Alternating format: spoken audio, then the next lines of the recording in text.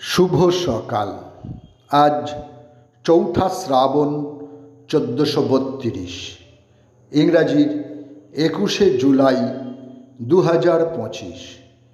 ২১শে জুলাই ১৮১৬ বিশ্ববিখ্যাত সংবাদ সংস্থা রয়টার্সের প্রতিষ্ঠাতা পল জুলিয়াস রয়টারের জন্মদিন।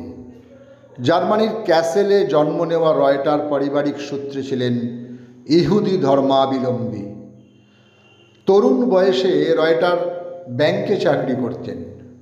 ২৯শে অক্টোবর ১৮৪৫ রয়টার সেদিন প্রথম লন্ডনে পা রাখেন।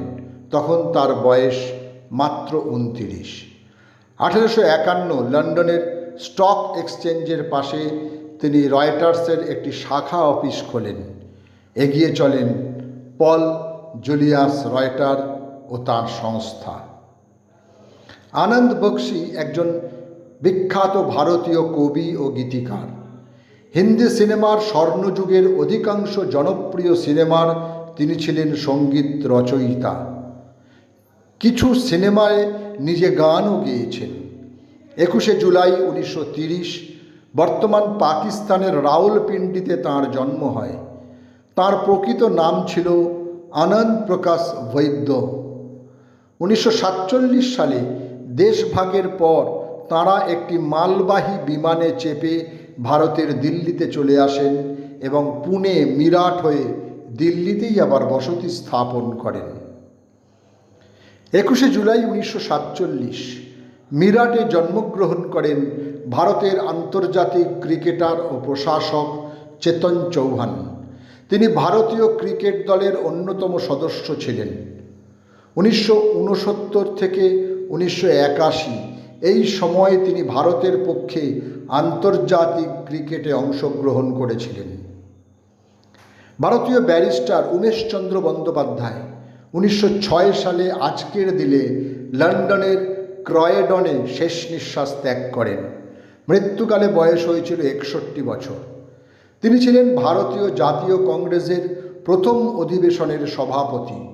সময়টা ২৮শে ডিসেম্বর থেকে ৩১শে ডিসেম্বর ১৮৮৫।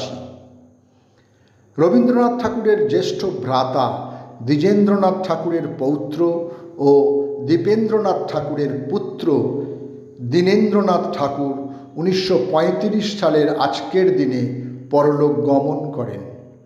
রবীন্দ্রনাথ তাঁর ফাল্গুনী নাটকের উৎসর্গপত্রে তাঁকে সেই বালক দলের সকল নাটের কাণ্ডারি, আমার সকল গানের ভাণ্ডারী আখ্যায় অভিহিত করেছিলেন। ও আর একটা কথা, স্বয়ং রবীন্দ্রনাথ কখনো নিজের গানের সুর ভুলে গেলে শরণাপন্ন হতেন দীনেন্দ্রনাথ ঠাকুরের। তাঁর স্মরণসভায় রবীন্দ্রনাথ যে বক্তব্য রাখেন তা দীনেন্দ্রনাথ শীর্ষক নামে প্রবাসীর ভাদ্র সংখ্যায় প্রকাশিত হয়। টেলিভিশন জগতের স্বপ্নদ্রষ্টা প্রযোজক অশোক সুরানা ২১শে জুলাই ২০১৯ শেষ নিঃশ্বাস ত্যাগ করেন। তিনি ছিলেন আকাশ ৮ চ্যানেলের প্রতিষ্ঠাতা ও কর্ণধার। তিনি ছিলেন বাংলা টেলিভিশন ধারাবাহিকের জনক। ৯এর দশকে বাংলায় প্রথম মেগা ধারাবাহিক জননী তিনিই সম্প্রচার করেন। সকলকেই আমার আনত প্রণাম।